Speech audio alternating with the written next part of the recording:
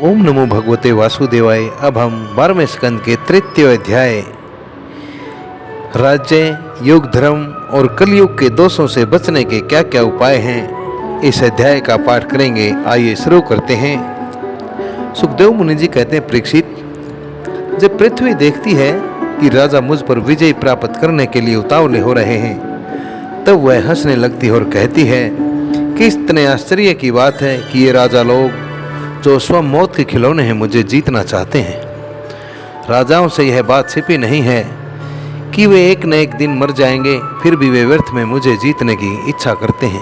सचमुच इस कामना से अंधे होने के कारण ही वे पानी के बुलबुले के समान अक्षण भंगुर शरीर पर विश्वास कर बैठते हैं और धोखा खाते रहते हैं। वे सोचते हैं कि हम पहले मन के साथ अपनी 5 इंद्रियों पर विजय प्राप्त करेंगे, अपने भीतरी स्त्रियों को वश में करेंगे, क्योंकि इनको जीते बिना बाहरी स्त्रियों को जीतना कठिन है। उसके बाद अपने स्त्रियों के मंत्रियों, अमात्यों, नागरिकों, नेताओं और समस्त सेना को भी वश में कर लेंगे। जो भी हमारे विजय मार्ग में कांटे बोएगा उसे हम अवश्य जीत लेंगे।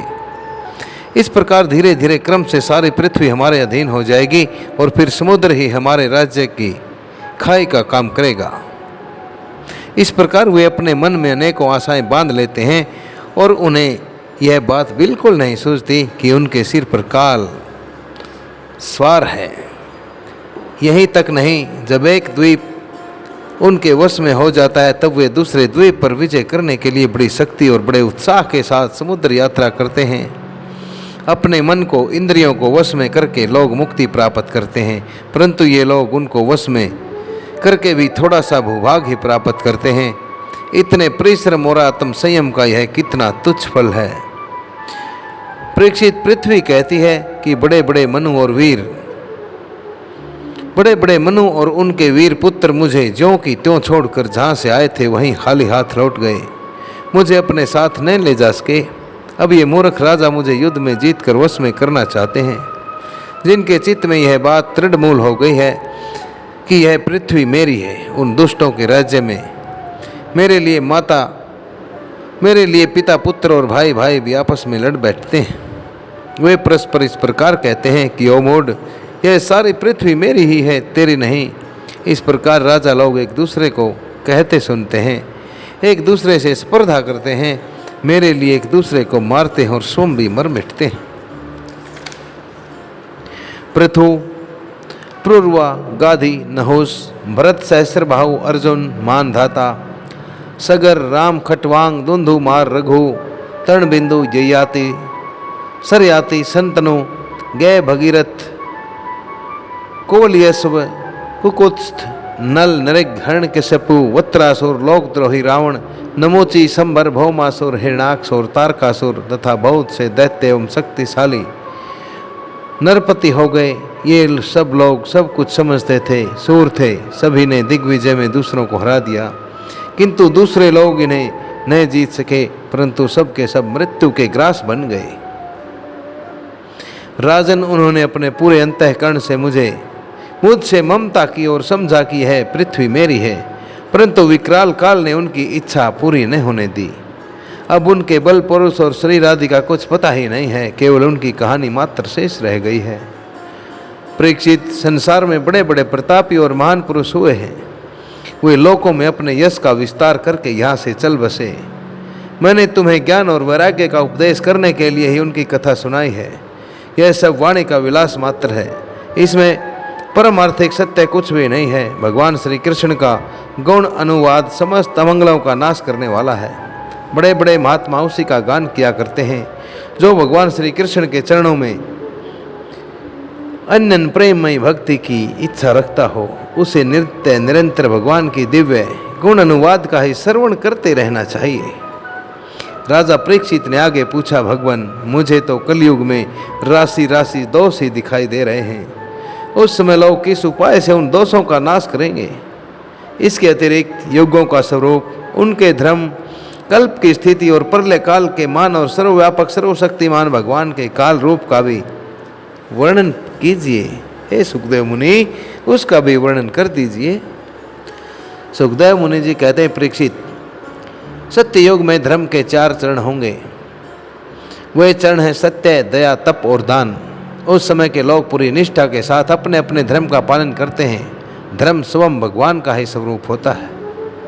सत्य युग के लोग बड़े संतोषी और दयालु होते हैं। वे सबसे मित्रता का व्यवहार करते हैं और शांत रहते हैं। इंद्रियां और मन उनके वश में रहते हैं और सुख दुख आदि द्वंद्वों को वे समान भाव से सहन करते हैं। अधिकांश लोग तो समदर्शी और आत्माराम होते हैं, अर्थात सभी को एक समान देखने वाले और अपनी आत्मा में ही रमण करने वाले होते हैं। और बाकी लोग स्वरूप स्थिति के लिए अभ्यास में तत्पर रहते हैं, अर्थात अपने आप से साक्षात करने के लिए अभ्यास में लगे रहते हैं। परीक्षित, धर्म के समान अधर्म के विचार ही चरण हैं।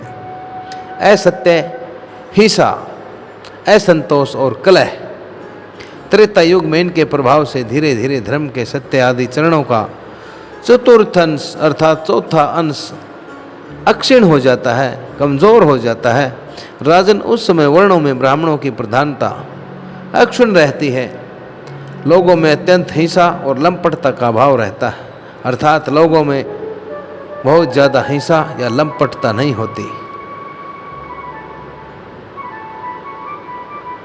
सभी लोग कर्मकांड और तपस्या में निष्ठा रखते हैं और धर्म, अर्थ एवं काम रूप त्रिवर्ग का सेवन करते हैं। अधिकांश लोग कर्म प्रतिपादक वेदों के पारदर्शी विद्वान होते हैं। द्वापर युग में हिंसा, असंतोष, झूठ और द्वेष, अधर्म के इन चरणों की वृद्धि हो जाती है और इनके कारण धर्म के 4 चरण तपस्या, सत्य, दया और दान आधे आधे अक्षीण हो जाते हैं। उस समय के लोग बड़े यशस्वी, कर्मकांडी और वेदों के अध्यापन में बड़े तत्पर रहते हैं। लोगों के कुटुंब बड़े बड़े होते हैं। प्राय लोग धनाढ्य एवं सुखी होते हैं। उस समय वर्णों में क्षत्रिय और ब्राह्मण 2 वर्णों की प्रधानता होती है। कलयुग में तो अधर्म के 4 चरण अत्यंत बढ़ जाते हैं। उनके कारण धर्म के 4 चरण अक्षीण होने लगते हैं और उनका चतुर्थांश चौथांश ही बच जाता है। अंत में तो उस चतुर्थांश का भी लोप हो जाता है। कलयुग में लोग लोभी, दुराचारी और कठोर हृदय होते हैं। वे झूठ मूठ एक दूसरे से बैर मोल ले लेते हैं एवं लालसा तृष्णा की तरंगों में बहते रहते हैं। उस समय के अभागे लोगों में शूद्र, केवट आदि की ही प्रधानता रहती है, अर्थात उस समय के लोग शूद्र और केवट की तरह ही ज़्यादातर अपना जीवन यापन करते हैं। सभी प्राणियों में 3 गुण होते हैं, सत्व, रज और तम। काल की प्रेरणा से समय समय पर शरीर, प्राण और मन में उनका ह्रास और विकास होता रहता है, अर्थात समय के अनुसार इन सत्व, रज और तम, इन 3 प्रकार के गुणों का कभी घटना और कभी बढ़ना लगा ही रहता है। जिस समय मन, बुद्धि और इंद्रियां सत्व गुण में स्थित होकर अपना अपना काम करने लगती हैं, उस समय सत्य युग समझना चाहिए। सत्व गुण की प्रधानता के समय मनुष्य ज्ञान और तपस्या से अधिक प्रेम करने लगता है। जिस समय मनुष्यों की प्रवृत्ति और रुचि धर्म, अर्थ और लौकिक परलौकिक सुख भोगों की ओर होती है तथा शरीर, मन और इंद्रियां रजोगुण में स्थित होकर काम करने लगती है, बुद्धिमान प्रेक्षित ऐसा समझना चाहिए कि उस समय त्रेता युग अपना काम कर रहा है। जिस समय लोभ, असंतोष, अभिमान, दंभ और मत्सर आदि दोषों का बोलबाला हो तथा मनुष्य बड़े उत्साह और रुचि के साथ सकाम कर्मों में लगना चाहे, उस समय द्वापर युग समझना चाहिए। अवश्य ही रजोगुण और तमोगुण की मिश्रित प्रधानता का नाम ही द्वापर युग है। जिस समय झूठ, कपट, तंद्रा, निद्रा, हिंसा, विषाद, शोक, मोह, भय और दीनता की प्रधानता हो, उसे तमोगुण प्रधान कलयुग समझना चाहिए। जब कलयुग का राज्य होता है तब लोगों की दृष्टि अक्षुद्र हो जाती है। अधिकांश लोग तो हैं अत्यंत निर्धन, परंतु खाते हैं बहुत अधिक। उनका भाग्य तो होता है बहुत ही मंद और चित्त में कामनाएं होती हैं बड़ी बड़ी, अर्थात चित्त में इच्छाएं होती हैं बड़ी बड़ी। स्त्रियों में दुष्टता और कुलटापन की वृद्धि हो जाती है। सारे देश में गांव गांव में लुटेरों की प्रधानता एवं प्रचुरता हो जाती है। पाखंडी लोग अपने नए नए मत चलाकर मनमाने ढंग से वेदों का तात्पर्य निकालने लगते हैं और इस प्रकार उन्हें कलंकित करते हैं। राजा कहलाने वाले लोग प्रजा की सारी कमाई हड़प कर उन्हें चूसने लगते हैं। ब्राह्मण नामधारी जीव पेट भरने और जनन इंद्रियों को तृप्त करने में ही लग जाते हैं।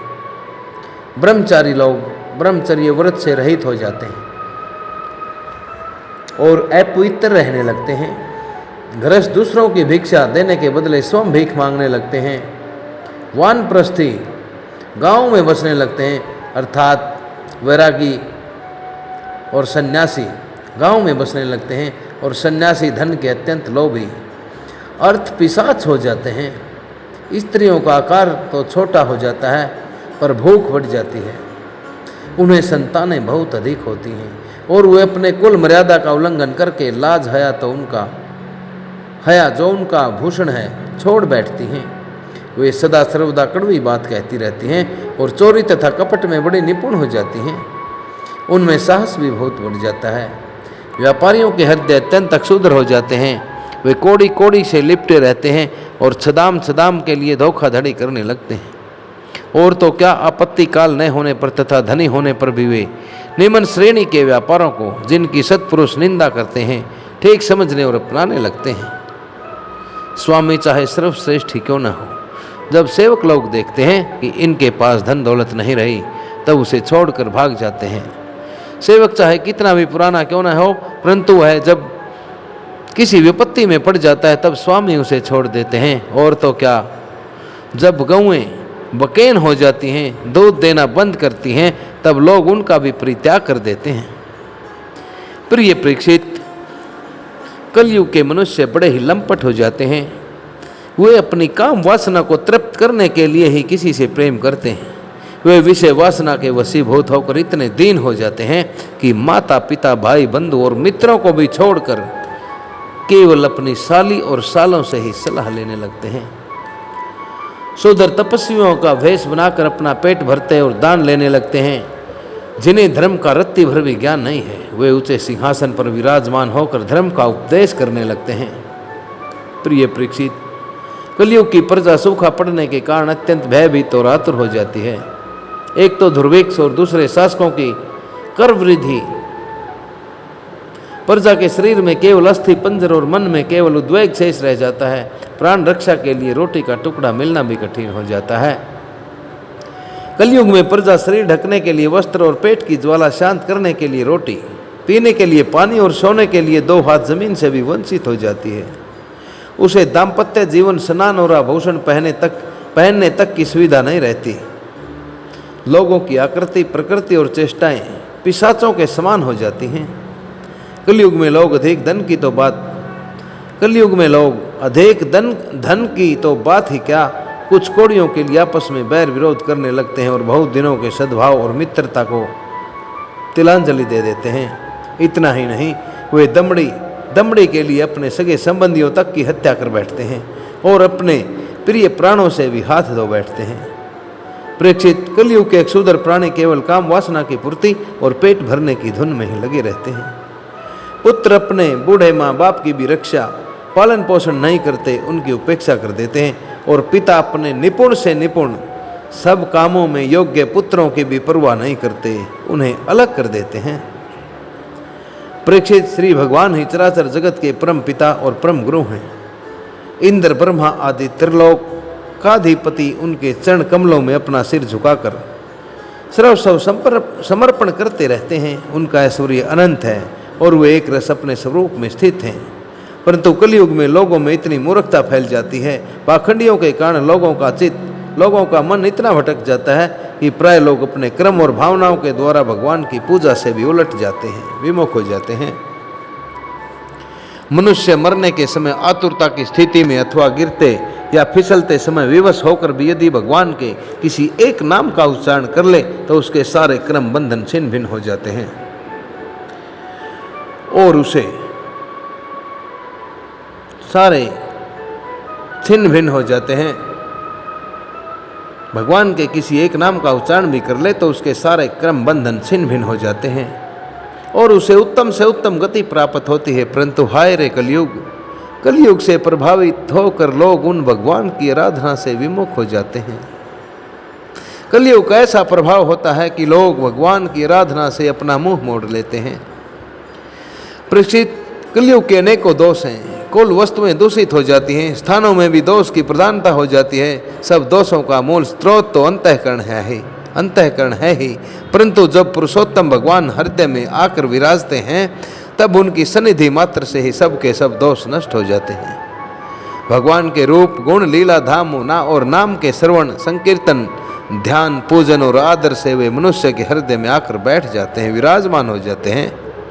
और एक दो जन्मों के पापों की तो बात ही क्या है, हजारों जन्मों के पापों के ढेर भी क्षण भर में ही भस्म कर देते हैं। जैसे सोने के साथ मिलकर अग्नि उसके धातु से संबंधित मलिनता आदि दोषों को नष्ट कर देती है, ठीक वैसे ही साधकों के हृदय में स्थित होकर भगवान विष्णु उनके अशुभ संस्कारों को सदा के लिए मिटा देते हैं।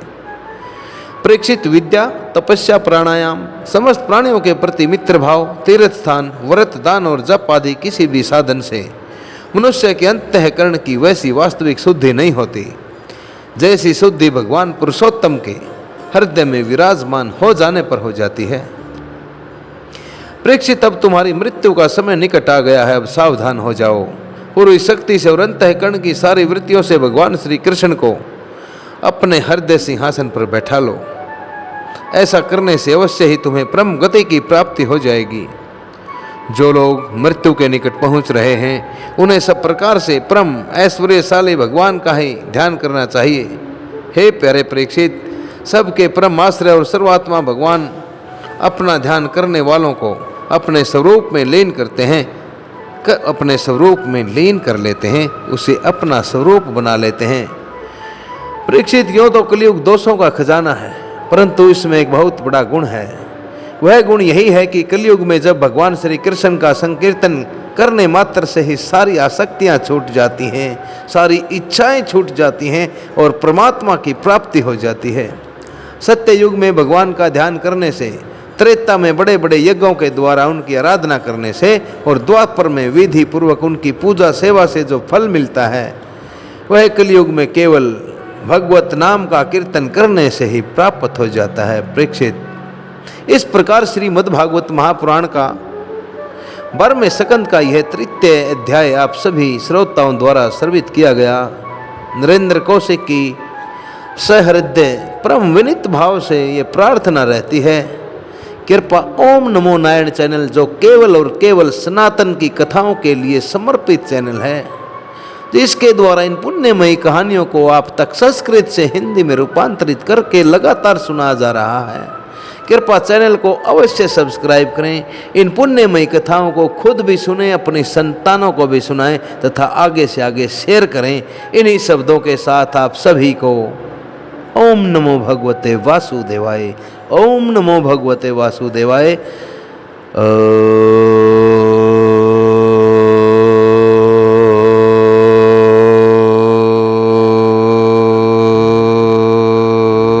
नमो भगवते वासुदेवाय।